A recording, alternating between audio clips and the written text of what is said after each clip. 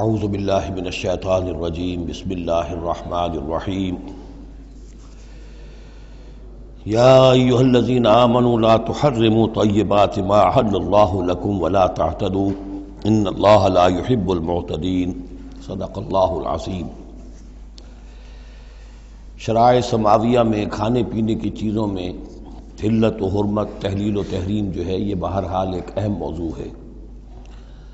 یہ موضوع آپ کو یاد ہوگا سورہ بقرہ سے چل رہا ہے مسلسل، کہ مشرکانہ اوہام کی وجہ سے ان کے ہاں بہت سی چیزوں کے بارے میں نسلاً بعد نسلاً کچھ چیزیں ذہنوں میں بیٹھ گئی تھیں کہ یہ چیزیں حرام ہیں، اور یہ کہ اس قسم کی چیزیں جو ہیں پھر ذہنوں سے، دلوں سے، مزاجوں سے نکلنے میں بہت وقت لیتی ہیں اور بار بار جو ہے اس کی طرف توجہ دلانی پڑتی ہے۔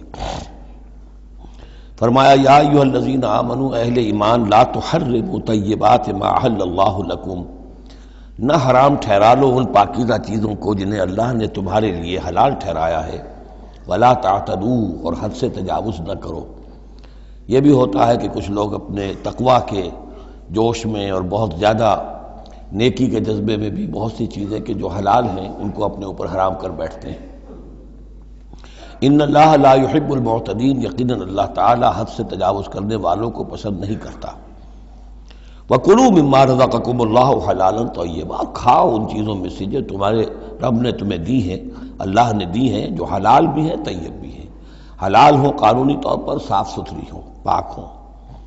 وَاتَّقُوا اللَّهَ الَّذِي أَنتُم بِهِ مُؤْمِنُونَ، اور اس اللہ کا تقوی اختیار کیے رکھو کہ جس پر تمہارا ایمان ہے۔ لا یؤاخذکم اللہ باللغو فی ایمانکم، یہ قسموں کے سلسلے میں سورہ بقرہ میں بھی بات آئی تھی، اب آخری حکم آ رہا ہے۔ اللہ تعالیٰ مؤاخذہ نہیں کرے گا تم سے تمہاری قسموں میں سے جو لغو ہوتی ہیں، بغیر کسی مقصد کے، بغیر کسی ارادے کے، واللہ باللہ تکیہ کلام کے طور پر استعمال کرنا، جو عربوں کی خاص عادت تھی اور آج تک ہے۔ تو اس کو ظاہر بات ہے کوئی نہیں سمجھتا کہ یہ قسم کھا رہا ہے، یہ تو گویا کہ ان کا تکیہ کلام ہے، تو اس پر مؤاخذہ نہیں ہے۔ وَلَٰكِن يُؤَاخِذُكُم بِمَا عَقَّدتُّمُ الْأَيْمَانَ، لیکن اللہ مؤاخذہ کرے گا ان چیزوں پر کہ جو تم نے قسم باندھی ہے، عقدتم، اب اس میں تاکید باب تفعیل ہے، پورے اہتمام کے ساتھ تم نے ایک بات طے کی ہے اور اس پر قسم کھائی ہے۔ فَكَفَّارَتُهُ، اب اگر ایسی قسم کو توڑنا ہو تو اس کا ایک کفارہ ہے۔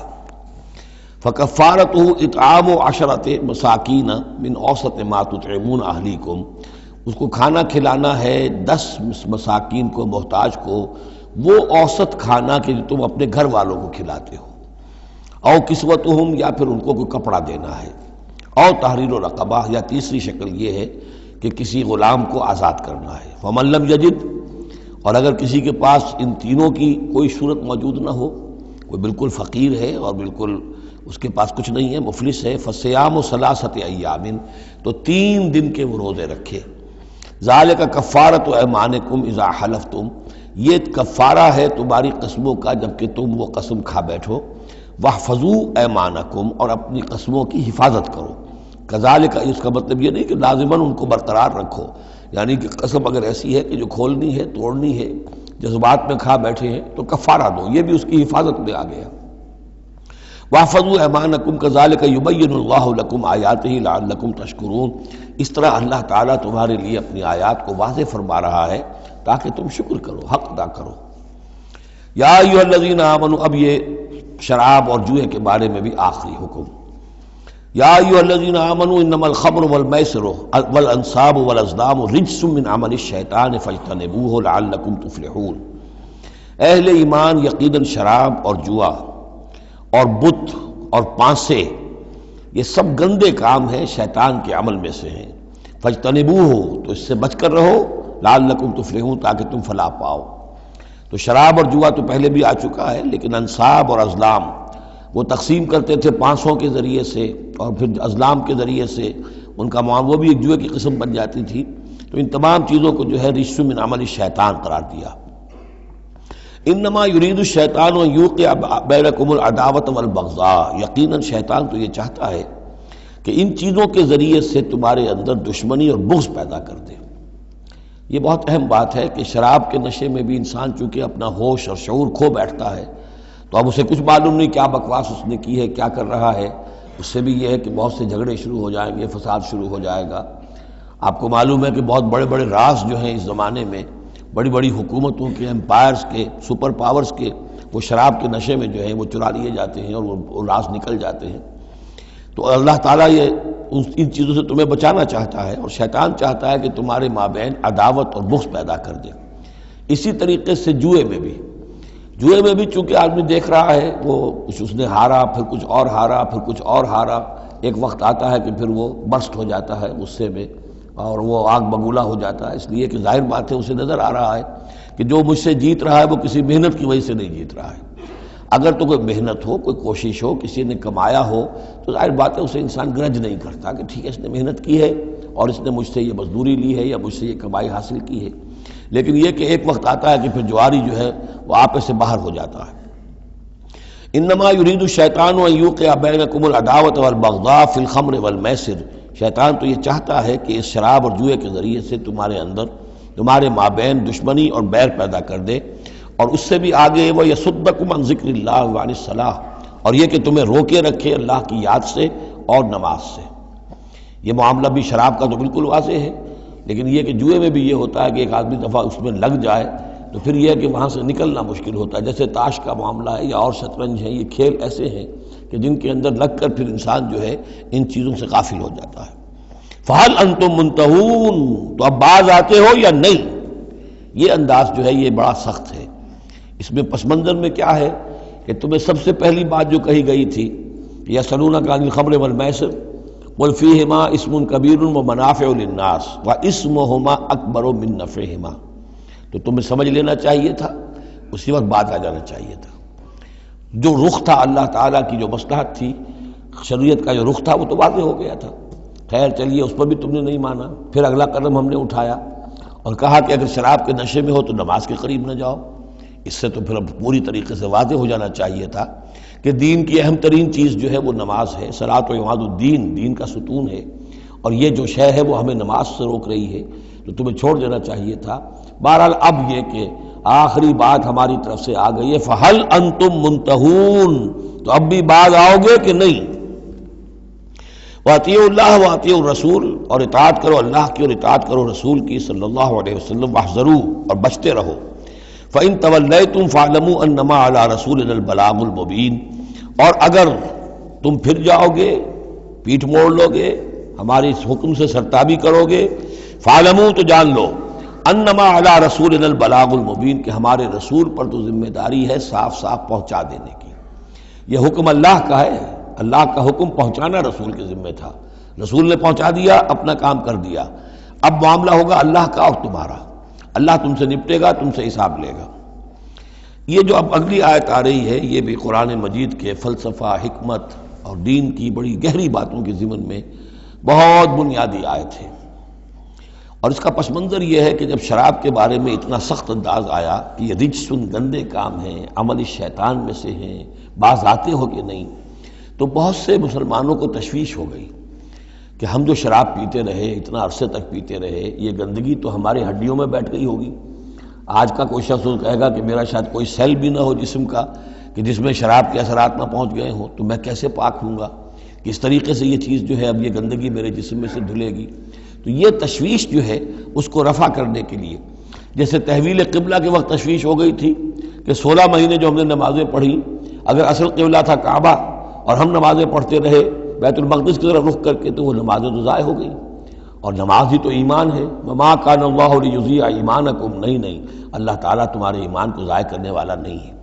ایسے ہی یہاں ان کی دلجوئی کے لیے فرمایا، لَيْسَ عَلَى الَّذِينَ آمَنُوا وَعَمِلُوا الصَّالِحَاتِ جُنَاحٌ فِيمَا طَعِمُوا، ان لوگوں پر جو ایمان لائے اور جنہوں نے نیک عمل کیے، کوئی گناہ نہیں ہے اس میں جو کچھ پہلے کھا پی چکے۔ کسی شے کی حرمت کے قطعی حکم کے آنے سے پہلے جو کچھ کھایا پیا گیا، جبکہ اس کی حرمت کا اعلان نہیں ہوا تھا، تو اس کا کوئی گناہ ان پر نہیں رہے گا، یہ کوئی ان کی ہڈیوں میں بیٹھ جانے والی شے نہیں ہے۔ یہ مورل لا ہے، یہ فزیکل لا نہیں ہے۔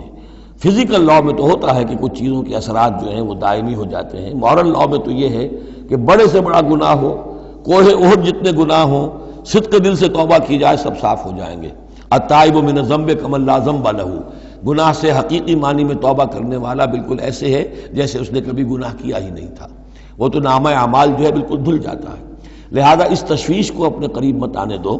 لیس علی الذین آمنوا وعملوا الصالحات جناح فیما طعموا، اب جو آ رہا حصہ، اذا اتقوا وآمنوا وعملوا الصالحات ثم اتقوا وآمنوا ثم اتقوا واحسنوا واللہ یحب المحسنین، جب تک کہ وہ تقوی کی روش اختیار کیے رکھیں اور ایمان لائیں اور نیک عمل کریں، پھر اور تقوی میں بڑھیں اور ایمان لائیں، پھر اور تقوی میں بڑھیں اور درجہ احسان پہ فائز ہو جائیں۔ واللہ یحب المحسنین، اور اللہ تعالیٰ محسنوں سے محبت کرتا ہے۔ یہ تین درجے ہیں اصل میں۔ ایک درجہ اسلام ہے، اللہ کو مان لیا، رسول کو مان لیا اور اس کے احکام پر چل رہے ہیں۔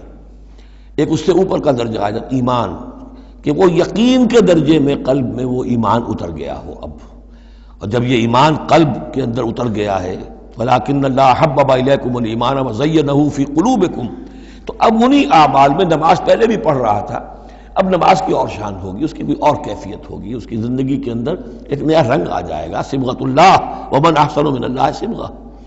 اس سے بھی آگے جا کر جب یہ ایمان اتنا گہرا ہو جائے کہ بالکل جیسے آنکھوں سے کوئی شخص کسی چیز کو دیکھ رہا ہو تو یقین ہوتا ہے، ان تعبد اللہ کانک تراہ فإن لم تکن تراہ فإنہ یراک، جب یہ کیفیت ہو جائے کہ تم اللہ کی بندگی کرو، اللہ کے لیے جہاد کرو، عمل کرو، بھاگ دوڑ کرو، اللہ کا تقویٰ اتنا ہو جائے کہ جیسے کہ تم اللہ کو اپنی آنکھوں سے دیکھ رہے ہو، تو یہ درجہ احسان ہے۔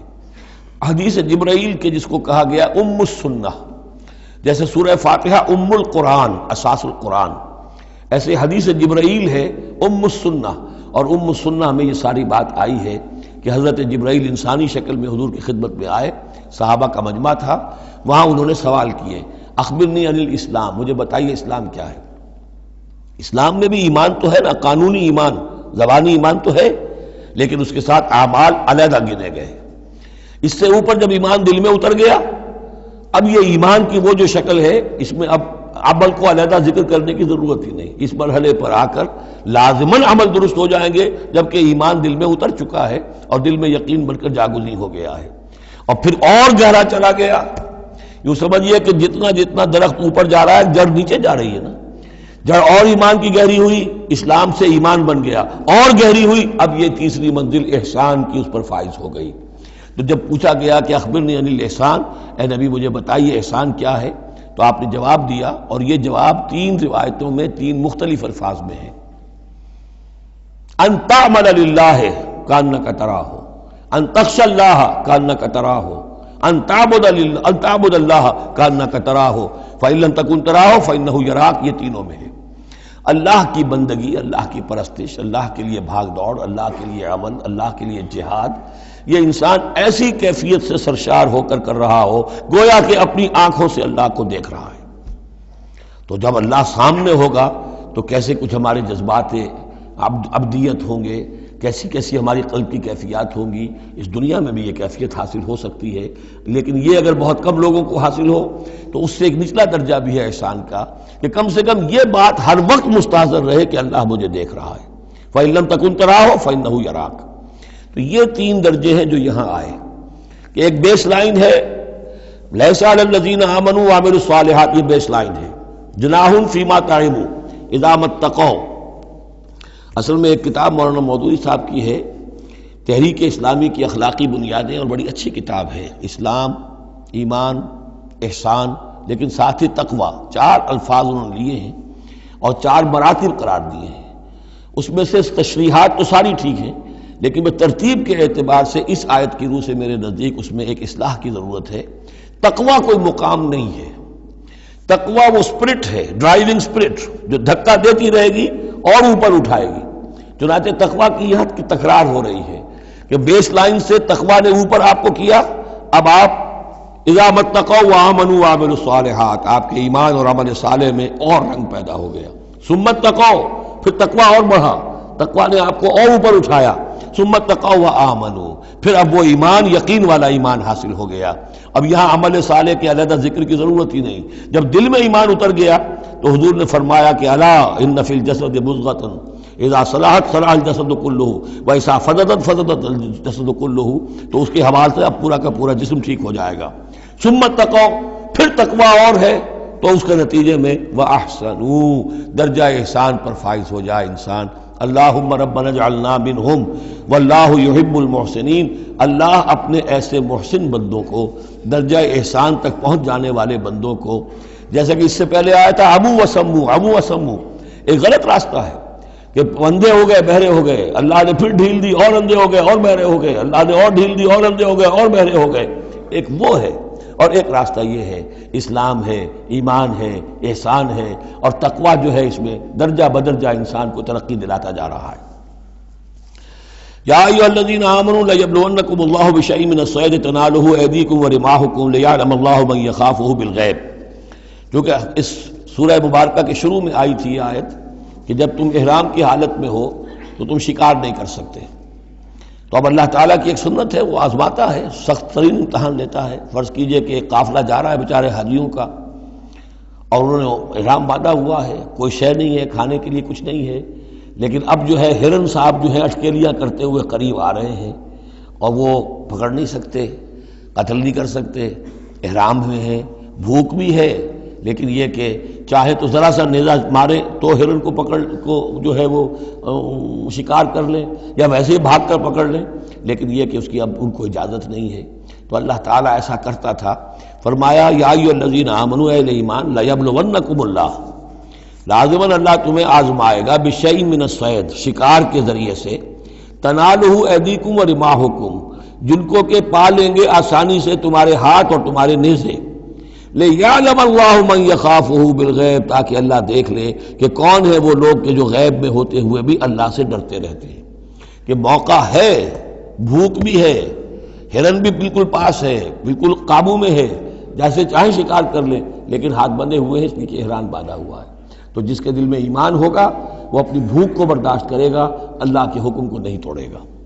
فمن اہتدی بعد ذلک، اب کسی سے غلطی ہو گئی، تجاوز کر بیٹھا، بھوک کا غلبہ زیادہ تھا، فلہ عذاب علیم، اس کے لیے دردناک عذاب ہے۔ البتہ یہ کہ آگے چل کر اس کے لیے ایک کفارہ بھی بتا دیا گیا ہے۔ یا ایھا الذین آمنوا لا تقتلوا الصید وانتم حرم، دیکھو اہل ایمان، جب تم احرام کی حالت میں ہو تو کسی شکار کو قتل مت کرو۔ ومن قتلہ منکم، تو جو کوئی تم میں سے انہیں قتل کر بیٹھے، شکار کر بیٹھے، جان سے مار بیٹھے، متعمدن، جان بوجھ کر، فجزاء مثل ما قتل من النعم، تو پھر اس کا کفارہ ہوگا ویسا ہی ایک حیوان، ویسا ہی ایک چوپایا اللہ کی راہ میں صدقہ کیا جائے، اور وہ اس کا گویا کہ کفارہ بنا دیا جائے۔ کیسا ہے کہ اگر آپ نے ہرن مارا ہے تو پھر بکری یا بھیڑ، نیل گائے اگر مار لی ہے تو پھر گائے، اسی طریقے سے جس قسم کا، جس سائز کا اور جس اسٹیچر کا آپ نے وہ حیوان جو ہے شکار کیا، اسی کا اسے برابر کا چوپایا دینا ہوگا۔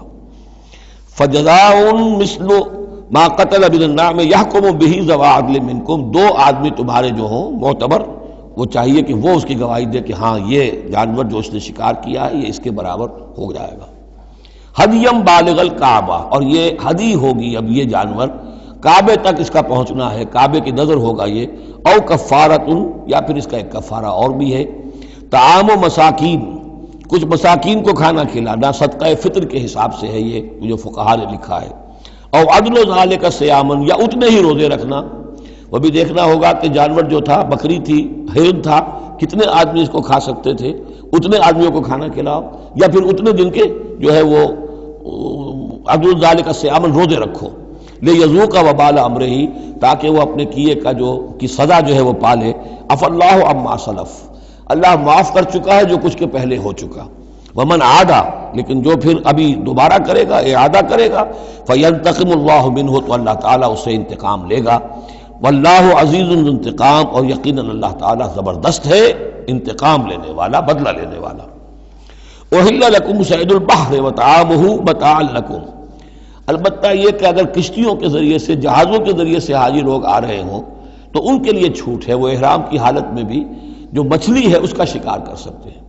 احل لکم صید البحر، سمندر کا، دریا کا جو شکار ہے وہ تمہارے لیے حلال کیا گیا، وطعامہ متاعا لکم وللسیارہ، اور اس کا جو دریا کا کھانا ہے وہ تمہارے لیے بہت اچھا جو ہے فائدے کی چیز ہے اور سب مسافروں کے لیے۔ اور آج آپ کو معلوم ہے کہ یہ سی فوڈ جو ہے یہ دنیا میں کس قدر یعنی اب معروف بھی ہے، محبوب بھی ہے، مقبول بھی ہے، اور بہت سی برائیوں سے اور بیماریوں سے بچانے والا بھی ہے۔ سی فوڈ یہ تو اب ایک بڑا سمجھیے کہ پوری دنیا کے اندر غذا کا ایک نیا خزانہ ہے کہ جو سامنے آیا لوگوں کے۔ تو فرمایا وَطَعَامُهُ مَتَاعًا لَكُمْ وَلِلسَّيَّارَةِ، اس کا جو طعام ہے جو سمندر کے اندر اللہ نے پیدا کیا ہوا ہے، مچھلیاں ہیں یا اور کوئی اسی طریقے کی اللہ نے تمہارے لیے کھانے کی چیزیں پیدا کی ہیں۔ وَحُرِّمَ عَلَيْكُمْ صَيْدُ الْبَرِّ مَا دُمْتُمْ حُرُمًا، لیکن خشکی پر شکار کرنا تمہارے لیے جب تک کہ تم احرام میں ہو حرام کر دیا گیا۔ وَاتَّقُوا اللَّهَ الَّذِي إِلَيْهِ تُحْشَرُونَ، اور اللہ کا تقوی اختیار کیے رکھو جس کی طرف کہ تمہیں لازماً جمع کر دیا جائے گا، لے جائے جاؤ گے گھیراؤ کر کے۔ جعل اللہ الکعبۃ البیت الحرام قیاما للناس، اللہ تعالیٰ نے کعبے کو جو بیت الحرام ہے، بزرگی والا گھر ہے، اسے لوگوں کے قیام کا باعث بنا دیا ہے۔ والشہر الحرام، اور شہر حرمت والا شہر بھی اللہ تعالیٰ نے معین کیا ہے۔ والہدیہ، اور قربانی کے جانور ان کا بھی ذکر ہو چکا ہے اس سورت کے شروع میں۔ والقلائد، اور وہ جانور جن کے گلوں میں پٹے ڈال دیے گئے ہوں نشانی کے طور پر کہ یہ کعبے کے لیے ہدی کے جانور ہیں، یہ سب اللہ تعالیٰ کی طرف سے ہے، اس کی توثیق ہو رہی ہے۔ یعنی یہ کوئی تمہاری جاہلیت کی روایات نہیں ہے، یہ چیزیں جو ہیں کعبے کی حرمت اور عظمت، اسی طریقے سے شہر حرام، اسی طریقے سے ہدی کے جانور، اور وہ کہ جن کے گلوں میں پٹے پڑے ہوئے ہوں ہدی کے جانور ہونے کے اعتبار سے۔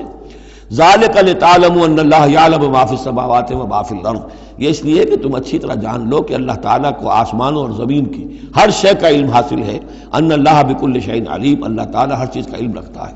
اس کے مقابلے میں 4 چیزیں آئیں گی جو ان کے ہاں حرام ہو گئی تھی، ان کو پھر کہا جا رہا کہ اس کے لیے کوئی سند نہیں ہے کتاب میں موجود، وہ بعد میں آئیں گی۔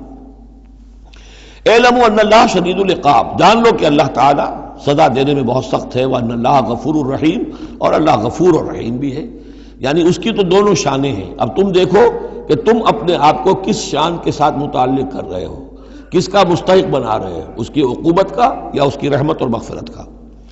ما علی الرسول الا البلاغ، ہمارے رسول پر سوائے پہنچا دینے کی کوئی ذمہ داری نہیں ہے، باقی ساری ذمہ داری اب تمہاری ہے۔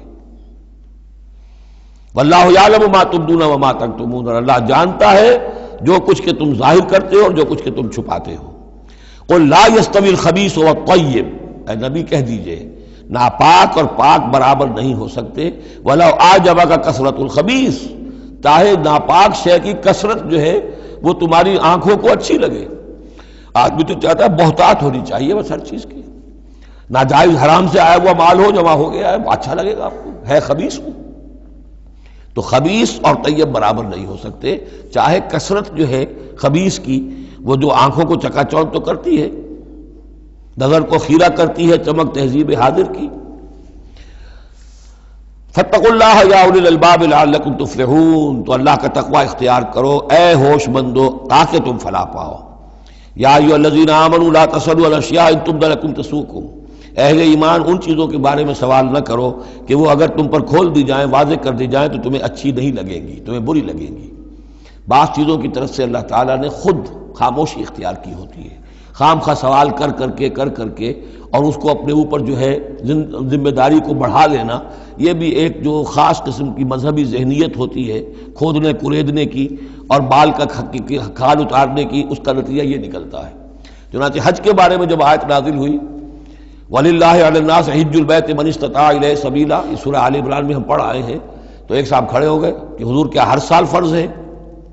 حضور نے سوال سن لیا لیکن سنا انسنا کر دیا، دوسری طرف رخ کر لیا۔ اب وہ ادھر تشریف لے آئے، حضور کیا ہر سال فرض ہے؟ حضور نے پھر جو ہے اس سے اغماض برتا، پھر آپ نے رخ موڑ لیا، تیسری مرتبہ پھر آپ ناراض ہوئے کہ دیکھو اگر میں ہاں کہہ دوں تو قیامت تک کے لیے ہر سال حج فرض ہو جائے گا۔ جس چیز کے اندر اللہ تعالیٰ نے اجمال رکھا ہے اس میں تمہاری اس میں بہتری ہے، جو شخص ہر سال کر سکتا ہو کرے، لیکن یہ کہ فرضیت جو ہے اس کے ساتھ ہر سال کی قید اللہ نے نہیں لگائی۔ تم سوال کر کے اپنے لیے تنگی پیدا کر لو، جیسے وہ گائے کے بارے میں کیسا رنگ ہو اور کیا اس کی عمر ہو اور کیسی گائے ہو، یہ ساری چیزیں اسی طرح کی ہیں۔ لیکن یہ کہ ان تسألوا عنہا حین ینزل القرآن تبد لکم، اگر تم سوال کرو گے جبکہ ابھی قرآن کا نزول جاری ہے تو وہ ظاہر کر دی جائے گی۔ اللہ تعالیٰ نے اپنی حکمت کے تحت اس کے اوپر پردے ڈالے ہوئے ہیں. وہ سمجھتا ہے کہ اس میں تمہارے لیے تنگی ہو جائے گی، بہت زیادہ ہو جائے گا، لیکن اگر سوال کرو گے تو پھر وہ ظاہر کر دی جائے گی. عفی اللہ عنہا، اللہ تعالیٰ نے اس میں درگزر سے کام لیا ہے، تو پر نرمی کی ہے.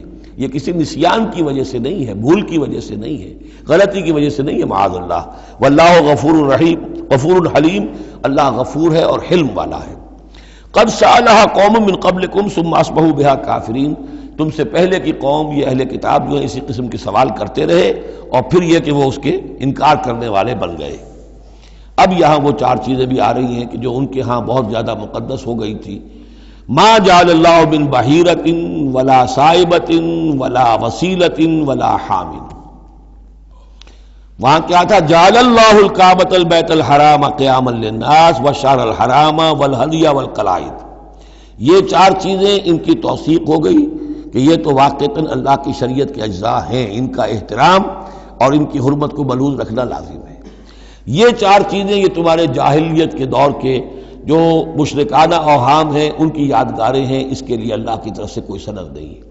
ان چیزوں کے بارے میں بہت سے اقوال ہیں، لیکن میں یہاں آپ کو پڑھ کر سنا رہا ہوں کہ جو حضرت سعید ابن مسیب رحمۃ اللہ علیہ کی تفسیر صحیح بخاری میں جو ان الفاظ کی آئی ہے وہ مولانا شبیر احمد عثمانی صاحب نے اپنے حواشی میں نقل کی ہے. بحیرہ جس جانور کا دودھ بتوں کے نام کر دیتے تھے کوئی اپنے کام میں نہ لاتا تھا. صائبہ جو جانور بتوں کے نام پر ہمارے زمانے کے سانڈ کی طرح چھوڑ دیا جاتا تھا. وسیلہ جو اونٹنی مسلسل مادہ بچہ جنے درمیان میں نر بچہ پیدا نہ ہو اسے بھی بتوں کے نام پر چھوڑ دیتے تھے. حامی نر اونٹ جو ایک خاص عدد سے جفتی کر چکا ہو اسے بھی بتوں کے نام پر چھوڑ دیتے تھے. تو ان کو چھوڑ دیتے تھے کہ اب یہ کسی کوئی ان کو ہاتھ نہ لگائے، کوئی ان سے استفادہ نہ کرے، نہ ان کا گوشت کھایا جا سکتا ہے، نہ ان سے کوئی خدمت لی جا سکتی ہے، یہ محترم ہو گئے. تو اس کے لیے فرمایا ما جعل اللہ من بحیرۃ ولا صائبۃ ولا وصیلۃ ولا حام ولکن الذین کفروا یفترون علی اللہ الکذب. بلکہ یہ تو وہ لوگ جنہوں نے کفر کیا وہ افتراء کرتے رہے ہیں، جھوٹ گھڑتے رہے ہیں، اللہ کے ذمے یہ باتیں لگاتے رہے ہیں. واکثرهم لا یعقلون، ان کی اکثریت جو ہے وہ عقل سے عاری ہے. وَإِذَا قِيلَ لَهُمْ تَعَالَوْا إِلَىٰ مَا أَنزَلَ اللَّهُ وَإِلَى الرَّسُولِ، اور جب ان سے کہا جاتا ہے آؤ اس چیز کی طرف جو اللہ نے نازل فرمائی اور آؤ اللہ کے رسول کی طرف. بمصطفیٰ برسا خیش را کے دی ہم اوست، اگر بہو نہ رسیدی تمام بولا بیست. قالوا حسبنا ما وجدنا علیہ آباءنا، وہ کہتے ہیں ہمارے لیے وہ کافی ہے جس پر ہم نے اپنے آباء و اجداد کو پایا ہے. ان کی روایت یہی ہے، ان کی رسومات یہی تھیں، وہ کوئی جاہل تھوڑا ہی تھے. آج تمہیں عقل آئی ہے، تم نے دین سمجھا ہے، یہ ہمارے بزرگ جو ہیں یہ اتنے عرصے سے یہ کام کرتے چلے آ رہے ہیں. یہی باتیں آج بھی آپ سنتے ہیں. کسی رسم کو آپ کہیں کہ بھائی کوئی سند نہیں ہے اس کی دین میں، نہ کہیں صحابہ کے یہاں اس کا وجود تھا، لیکن یہ کہ کوئی چھوڑنے کو تیار نہیں ہے. اولو کان آباؤہم لا یعلمون شیئا ولا یہتدون، خواہ ان کے آباء و اجداد جو ہیں ایسے رہے ہوں کہ نہ انہیں کوئی علم حاصل ہوا ہو نہ ہی وہ ہدایت پر ہوں. جیسے تم مخلوق ہو اللہ کی، وہ بھی مخلوق تھے. جیسے تم غلط کام کر سکتے ہو اور غلط آراء قائم کر سکتے ہو ویسے وہ بھی غلط کار ہو سکتے تھے. یا ایھا الذین آمنوا علیکم انفسکم لا یضرکم من ضل اذا اہتدیتم، یہ بھی بہت اہم آیت ہے اور اس کے ساتھ ایک واقعہ موجود ہے. لفظی ترجمہ یہ ہے کہ اے لوگو، اے وہ لوگو جو ایمان لائے ہو، تم پر ذمہ داری ہے صرف اپنی جان کی، اپنی ذات کی. لا یضرکم من ضل، جو گمراہ ہو جائے کوئی اور وہ تمہیں کوئی نقصان نہیں پہنچا سکتا. اذا اہتدیتم، جبکہ تم ہدایت پر ہو. الی اللہ مرجعکم جمیعا فینبئکم بما کنتم تعملون، اللہ ہی کی طرف تم سب کو لوٹ کر جانا ہے اور وہ تمہیں بتا دے گا جو کچھ کہ تم کرتے رہے تھے. اس آیت کا ایک غلط مفہوم جو ہے وہ دور صحابہ ہی میں سے بعض لوگوں نے نکال لیا کہ دعوت اور تبلیغ کی کوئی ذمہ داری نہیں ہے، ہر ایک پر ذمہ داری اپنی ہے. کوئی کیا کرتا ہے اس سے مجھے کیا بحث. دیکھو قرآن میں لکھا ہوا ہے یا ایھا الذین آمنوا علیکم انفسکم، مجھے اپنا عمل درست رکھنا ہے. باقی کوئی اور غلط کام کرتا ہے میں خام خواہ اسے روکوں ٹوکوں، ناراضی مول لوں، نہی عن المنکر امر بالمعروف، اس کی کوئی ذمہ داری نہیں ہے. قرآن کہہ رہا ہے علیکم انفسکم لا یضرکم من ضل اذا اہتدیتم، اگر تم ہدایت کے اوپر ہوگے، صحیح راستے پر ہوگے تو کوئی کتنا ہی گمراہ ہو جائے اس کا تمہیں کوئی نقصان نہیں.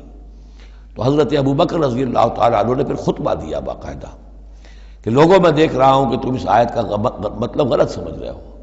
مطلب تو یہ ہے کہ تمہاری ساری تبلیغ اور کوشش امر بالمعروف نہی عن المنکر کے باوجود کوئی شخص گمراہ رہتا ہے تو اس کا تم پر کوئی وبال نہیں. یہ بار بار ہم پڑھ چکے ہیں. لا تصلوا علی اصحاب الجحیم، اے نبی آپ سے کوئی باز پرس نہیں ہوگی جہنمیوں کے بارے میں کہ یہ کیسے ہو گیا ہے محمد کہ ہم نے آپ کو بھیجا اور پھر بھی یہ قوم جو ہے جہنم میں چلی گئی.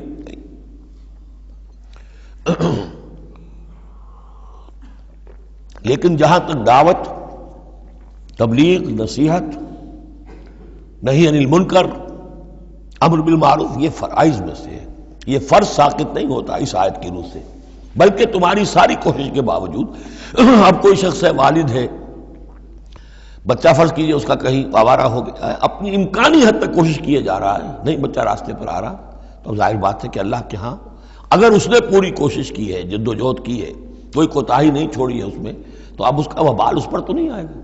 لیکن اپنا فرض ادا کرنا لازم ہے. یا ایھا الذین آمنوا علیکم انفسکم لا یضرکم من ضل اذا اہتدیتم الی اللہ مرجعکم جمیعا فینبئکم بما کنتم تعملون. تو تم سب کو لوٹ کر جانا ہے اللہ ہی کی طرف اور پھر وہ تمہیں جتلا دے گا جو کچھ کہ تم کرتے رہے تھے. یا ایھا الذین آمنوا شہادۃ بینکم اذا حضر احدکم الموت حین الوصیۃ اثنان ذوی عدل منکم. اہل ایمان تمہارے مابین شہادت کا نصاب، جبکہ تم میں سے کسی کی موت کا وقت آ جائے اور وہ وصیت کر رہا ہو تو دو معتبر اشخاص کا ہونا چاہیے. کوئی وصیت کر رہا ہے اور ظاہر بات ہے کہ وصیت ایک تہائی سے زیادہ میں نہیں ہو سکتی، لیکن کسی کی زیادہ بڑی جائیداد ہے تو ایک تہائی کی بات بھی تو بڑی ہو سکتی ہے. تو وصیت کے وقت دو گواہ ضرور بنا لو کہ یہ وصیت کی گئی.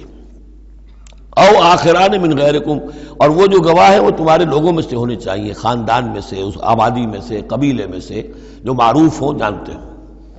او آخران من غیرکم، لیکن ایک شکل ہو سکتی ہے ان انتم ضربتم فی الارض، اگر تم زمین میں سفر پر نکلے ہوئے ہو اور وہاں موت کی، فاصابتکم مصیبت الموت، وہاں سفر کی حالت میں تم پر موت کا یہ واقعہ جو ہے یہ واقع ہو جاتا ہے، یہ مصیبت موت واقع ہو جاتی ہے. اس صورت میں او آخران من غیرکم، تو دو گواہ ہو سکتے ہیں، وہ تمہارے غیر بھی ہو سکتے ہیں، کسی غیر قوم کے، غیر قبیلے کے. لیکن یہ کہ بہرحال جب عام حالات میں اپنے گھر میں، اپنی بستی میں، اپنے خاندان ہی میں رہتے ہوئے جبکہ کوئی شخص انتقال کر رہا ہے تو اسے وصیت میں گواہ اپنے لوگوں میں سے، رشتہ داروں میں سے، قرابت داروں میں سے دو معتبر آدمیوں کو بنانا چاہیے. تحبسونہما من بعد الصلاۃ، اب اس کے بعد جب یہ کہ اس کا انتقال ہو گیا تو اب یہ کہ وصیت کا مسئلہ آئے گا. لوگ پوچھیں گے کیا واقعی یہ وصیت جو ہے اس شخص کی ہے؟ تو اب ان دونوں کو روکو، کھڑا کرو، من بعد الصلاۃ، نماز کے بعد. مسجد ہے، نماز پڑھی ہے، اب وہ دونوں کھڑے ہو جائیں. فیقسمان باللہ، پھر انہیں چاہیے کہ اللہ کی قسم کھائیں. ان ارتبتم، اگر تمہیں کوئی ان کے بارے میں شک ہو کہ کہیں یہ وصیت کو بدل نہ دیں، کہیں ان سے غلطی نہ ہو جائے، تو کھلوا لو. حلف کی بنیاد پر وہ اپنا جو ہے وہ وہاں پر شہادت دیں گے. اور پھر انہیں کہنا چاہیے لا نشتری بہی ثمنا، ہم اس کی کوئی قیمت وصول نہیں کریں گے، کوئی ناجائز فائدہ اس سے نہیں اٹھائیں گے. ولو کان ذا قربا، چاہے کوئی قرابت داری کا معاملہ ہو، کسی کے حق میں ہم کوئی ناانصافی نہیں کریں گے. ولا نکتم شہادت اللہ، اور نہیں ہم چھپائیں گے اللہ کی گواہی کو. اب گواہی جو ہے اتنی عظیم شے ہے کہ شہادت اللہ کہا گیا، اللہ کی گواہی، اللہ کی طرف سے امانت ہے. انا اذا لمن العاصمین، اگر ہم ایسا کریں گے تو ہم یقیناً گناہ گار ہوں گے.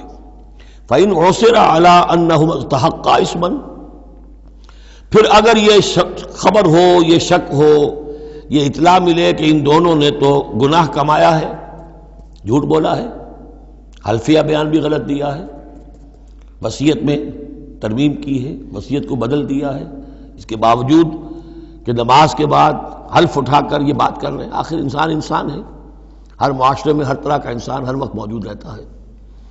فآخران یقومان مقامہما، تو اب دو اور لوگ کھڑے ہوں جو کہ ان کی جگہ پر اب کھڑے ہوں.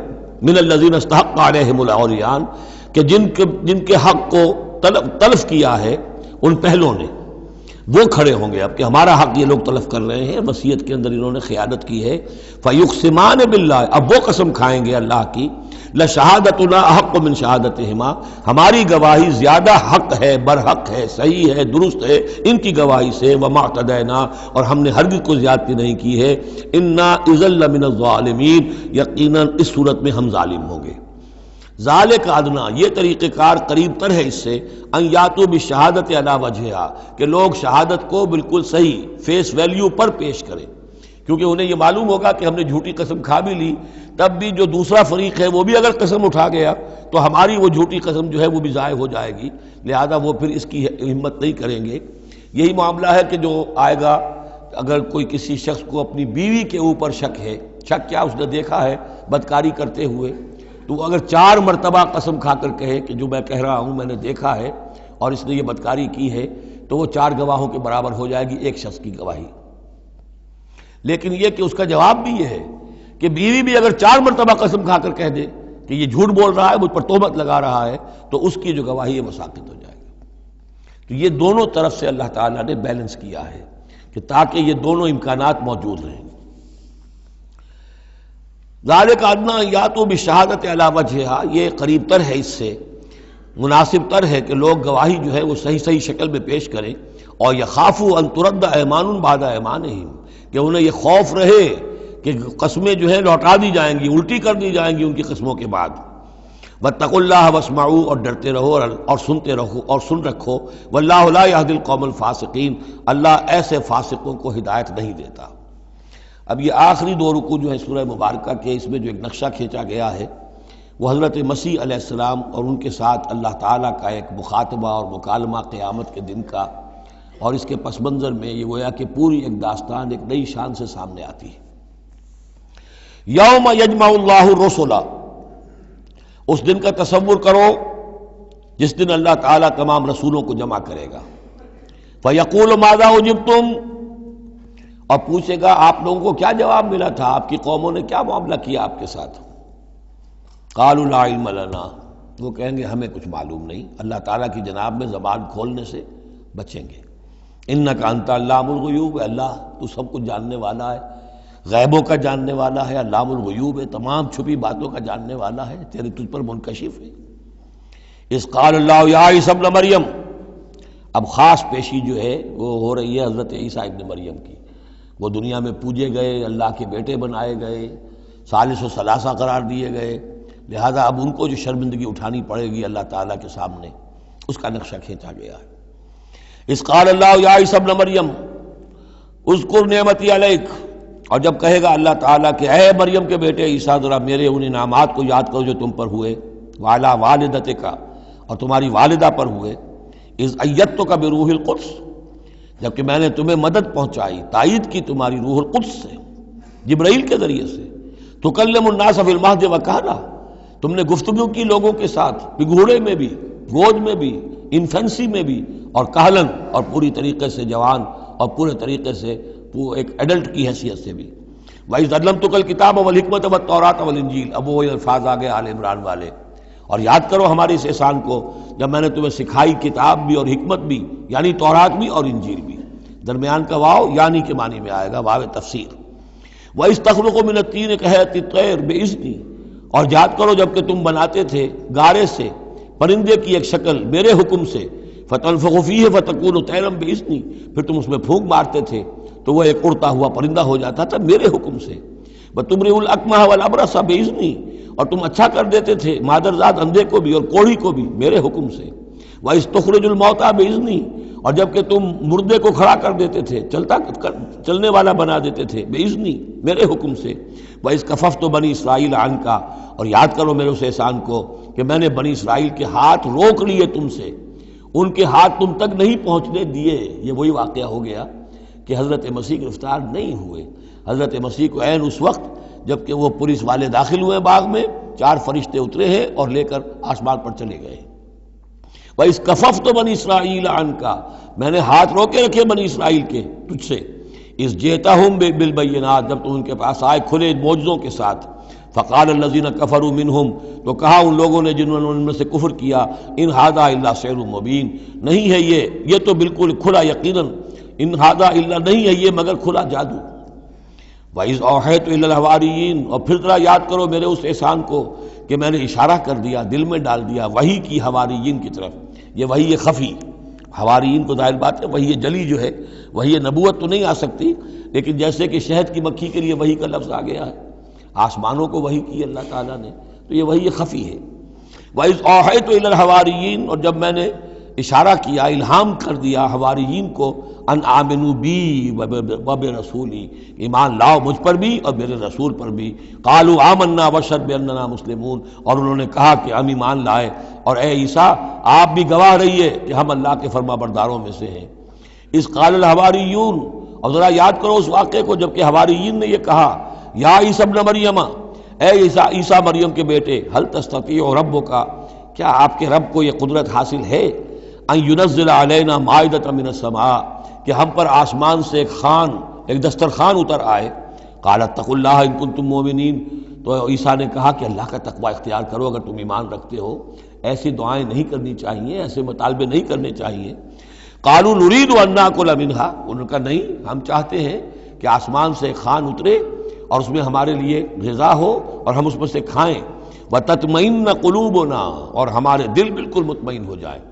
یعنی وہ ایسی بات ہو گئی جیسے حضرت ابراہیم نے کہا تھا ارنی کیف تحیی الموتیٰ، اس طرح کا کوئی مشاہدہ وہ بھی مانگ رہے تھے۔ وَنَعْلَمَ، اور ہمیں یہ معلوم ہو جائے پوری طریقے سے، ان قد صدقتنا، کہ آپ نے جو باتیں بھی ہم سے کہی ہیں بالکل سچی ہیں، کسی شک و شبے کی کوئی گنجائش نہیں۔ وَنَكُونَ عَلَيْهَا مِنَ الشَّاهِدِينَ، اور ہم ان تمام باتوں پر پورے گواہ بن جائیں، ہمیں وہ یقین کامل حاصل ہو جائے کہ پھر ہم آپ کی جانب سے جب تبلیغ کریں لوگوں کے اندر تو ہمارے اپنے دل میں کہیں کسی شک و شبے کا کوئی کانٹا چبھا ہوا باقی نہ رہ گیا ہو۔ قال عیسیٰ ابن مریم، تو اس پر حضرت عیسیٰ ابن مریم نے دعا کی، اللہم ربنا انزل علینا مائدۃ من السماء، اے اللہ، اے ہمارے رب، اتار دے ہم پر ایک دسترخوان، ایک خوان بھرا ہوا آسمان سے، تکون لنا عیدن، وہ ہمارے لیے ایک عید بن جائے گا، جشن کی بات ہو جائے گی، آسمان سے خاص تیرے ہاں سے کھانا ہمارے لیے آئے، لأولنا وآخرنا، ہمارے پہلوں کے لیے بھی پچھلوں کے لیے بھی، وآیۃ منک، اور ایک نشانی بن جائے گی تیری جانب سے، وارزقنا، اور ہمیں رزق عطا فرما، وانت خیر الرازقین، اور یقیناً تو بہترین رزق دینے والا ہے۔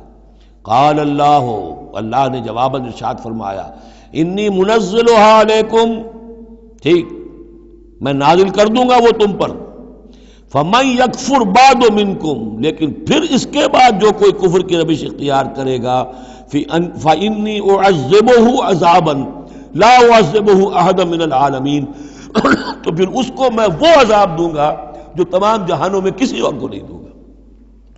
یعنی جب اس طرح کا خرق عادت کوئی چیز دکھا دی جائے، کھلا معجزہ، پھر رعایت نہیں ہوتی۔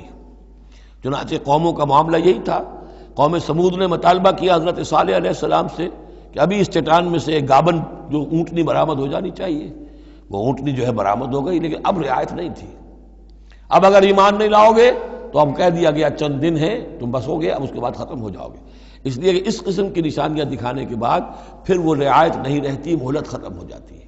یہ بات بہت تفصیل سے آئے گی سورہ شعراء میں کہ اے نبی، یہ جو آپ سے نشانیاں مانگ رہے ہیں اور ہم نہیں دکھا رہے، یہ ان کی خیر خواہی میں، اگر جس قسم کی نشانی یہ مانگ رہے ہیں وہ ہم دکھا دیں گے تو ان کی مہلت ابھی ہمیں ختم کرنی ہوگی، پھر ان کو مزید رعایت نہیں دی جا سکے گی۔ اور اس قسم کے معجزے دیکھ کر پہلے بھی کوئی ایمان نہیں لایا، نہ یہ لائیں گے۔ اندر جو فساد ہے نیت کا، وہ کہاں انہیں ماننے دے گا۔ نہ قوم صالح نے مانا، حالانکہ ان کو اپنی نگاہوں کے سامنے انہوں نے ایسا معجزہ دیکھ لیا۔ حضرت عیسیٰ کے معجزوں کو یہودیوں نے نہیں مانا، جادو قرار دیا۔ تو معجزے سے ایمان تو کوئی لایا نہیں، سوائے وہ جادوگر جو تھے حضرت موسیٰ علیہ السلام سے جن کا مقابلہ ہوا تھا۔ باقی یہ کہ عام قوم جو ہے، فرعون تو ایمان نہیں لایا، فرعون کے جو درباری ہیں وہ ایمان نہیں لائے۔ تو اس لیے یہ جو ہوتا ہے کہ اگر کوئی اس قسم کی نشانی دکھا دی جائے تو یہ اصل میں پھر لوگوں کے لیے اس اعتبار سے ان کے خلاف جا پڑتی ہے کہ ابھی اللہ کچھ اور مہلت دیتا، کچھ اور ڈھیل دیتا، کچھ اور لوگ سمجھ لیتے، کچھ اور لوگوں کو ایمان کی توفیق مل جاتی اور وہ سلسلہ بند ہو جاتا ہے۔ قال اللہ انی منزلها علیکم فمن یکفر بعد منکم، میں نازل تو کر دوں گا تم پر وہ، لیکن پھر اس کے بعد جو کوئی بھی تم میں سے کوئی کفر کی روش اختیار کرے گا، ناشکری کرے گا، فَإِنِّي أُعَذِّبُهُ عَذَابًا لَا أُعَذِّبُهُ أَحَدًا مِنَ الْعَالَمِينَ، تو پھر اس کو عذاب وہ دوں گا جو تمام جہانوں میں کسی اور کو نہیں دوں گا۔ وَإِذْ قَالَ اللَّهُ يَا عِيسَى ابْنَ مَرْيَمَ، اب یہ آخری ڈراپ سین ہے اس کا اور بہت سخت ہے یہ، اور جب کہے گا اللہ تعالیٰ اے مریم کے بیٹے عیسیٰ، أَأَنْتَ قُلْتَ لِلنَّاسِ اتَّخِذُونِي وَأُمِّيَ إِلَٰهَيْنِ مِن دُونِ اللَّهِ، کیا تم نے کہا تھا لوگوں سے کہ مجھے اور میری ماں کو بھی الہ بنا لینا، معبود بنا لینا اللہ کے سوا، تم نے کہا تھا؟ قال سبحانک، حضرت عیسیٰ فرمائیں گے، عرض کریں گے اللہ تو پاک ہے، ما یکون لی ان اقول ما لیس لی بحق، میرے لیے کیسے ممکن تھا کہ میں وہ بات کہتا جس کے کہنے کا مجھے کوئی حق حاصل نہیں۔ ان کنت قلتہ فقد علمتہ، اگر میں نے وہ بات کہی ہوتی تو پروردگار وہ تیرے علم میں ہوتی۔ تعلم ما فی نفسی، تو جانتا ہے جو کچھ میرے جی میں ہے، ولا اعلم ما فی نفسک، میں تو نہیں جانتا جو تیرے جی میں ہے، انک انت علام الغیوب، یقیناً تو تمام غیبوں کا جاننے والا ہے، حقیقت تیری نگاہ کے سامنے تو موجود ہے۔ ما قلت لہم، میں نے ہرگز ان سے کچھ نہیں کہا، الا ما امرتنی بہ، مگر وہی کچھ جس کا کہ تو نے مجھے حکم دیا تھا، ان اعبدوا اللہ ربی و ربکم، اور وہ یہی بات تھی کہ میں نے ان سے یہی کہا تھا کہ پرستش کرو اور بندگی کرو اللہ کی جو میرا بھی رب ہے اور تمہارا رب ہے، مجھ بھی رب ہے، وکنت علیہم شہیدا ما دمت فیہم، اور میں تو ان کے اوپر جب تک ان میں موجود تھا ان کا نگران تھا، ان کے اوپر میں ان کی دیکھ بھال کر رہا تھا۔ یہاں یہ خبردار ہونا نگرانی کرنے کے معنی میں ہے، وکنت علیہم شہیدا ما دمت فیہم فلما توفیتنی، جب تو نے مجھے اٹھا لیا، اب یہاں بھی توفیتا موت کے معنی میں نہیں ہے، انی متوفی کا، وہ یاد رکھ لیجیے ساری بحث جو میں کل کر چکا ہوں، جب تو نے مجھے اٹھا لیا، کنت انت الرقیب علیہم، تو اس کے بعد تو ظاہر ہے کہ تو ہی نگران تھا ان پر، وانت علی کل شیء شہید، اور یقیناً تو ہر چیز پر نگران ہے، ہر چیز پر گواہ ہے، ہر چیز سے باخبر ہے۔ ان تعذبہم فانہم عبادک، اگر تو انہیں عذاب دے تو وہ تیرے بندے ہیں، تجھے کل اختیار حاصل ہے، جس طرح چاہے عذاب دے۔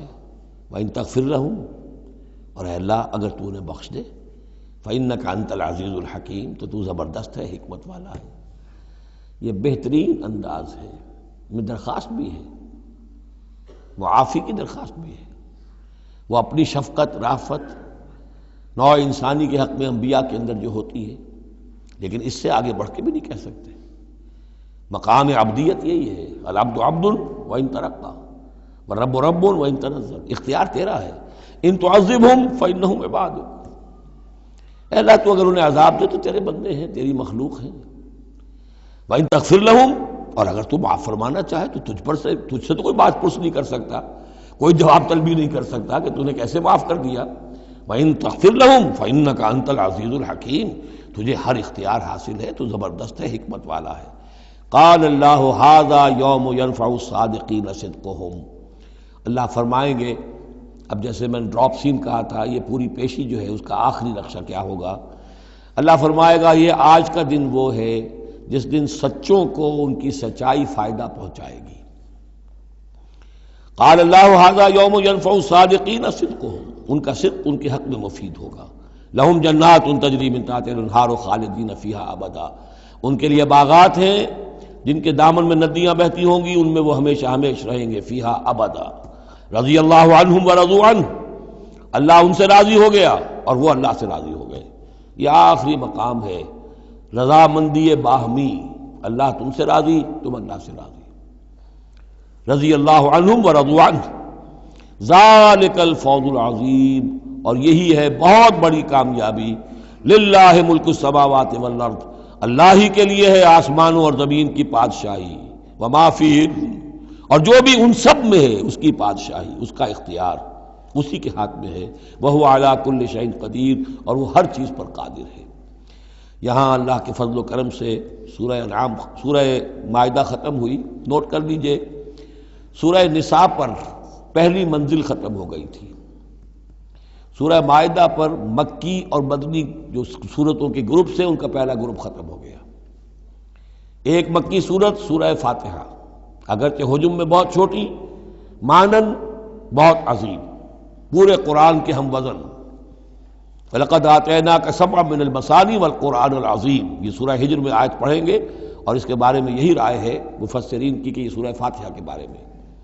لیکن چار یہ عظیم ترین صورتیں جو ہیں جو مدنیات ہیں، بقرہ، آل عمران، نساء اور مائدہ، اور دو دو کے جوڑوں کی شکل میں. ان کا عمود کیا تھا؟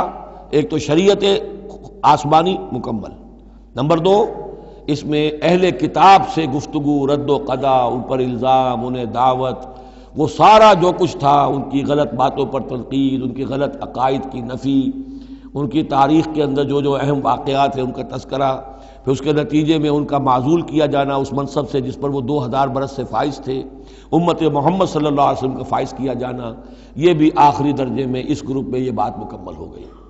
اگلا گروپ چونکہ چند منٹ ابھی ہمارے پاس ہے، نوٹ کر لیجئے تاکہ کل ہمیں اس پہ وقت صرف نہ کرنا پڑے. اگلا گروپ میں نے پہلے ہی دن آپ کو بتایا تھا کہ اس اعتبار سے بڑا متوازن ہے. اس میں 2 صورتیں مکی ہیں، 2 مدنی ہیں. الانعام الاعراف مکیات، الانفال التوبہ مدنیات. ان میں جو تقسیم ہے، جو مکیات ہیں اور مدنیات ہیں اس گروپ کی، اس میں سارا معاملہ ہے مشرکین عرب کے ساتھ. اب آپ یہ محسوس کریں گے سورہ انعام کو پڑھتے ہوئے کہ جیسے ایک بالکل نئے ماحول میں آ گئے ہیں. ہم 4 روز سے جو پڑھ رہے تھے سورہ بقرہ، سورہ آل عمران، سورہ نساء، سورہ مائدہ، منافقین سے باتیں اور یہودیوں سے، نصارہ سے، ان سے، ان سے، اب یہاں جو ہے ساری باتیں ہوں گی مشرکین عرب سے. یہ مکی صورتیں ہیں. ابھی وہاں نفاق نہیں تھا، منافقت کا کوئی ذکر بھی نہیں ملے گا آپ کو.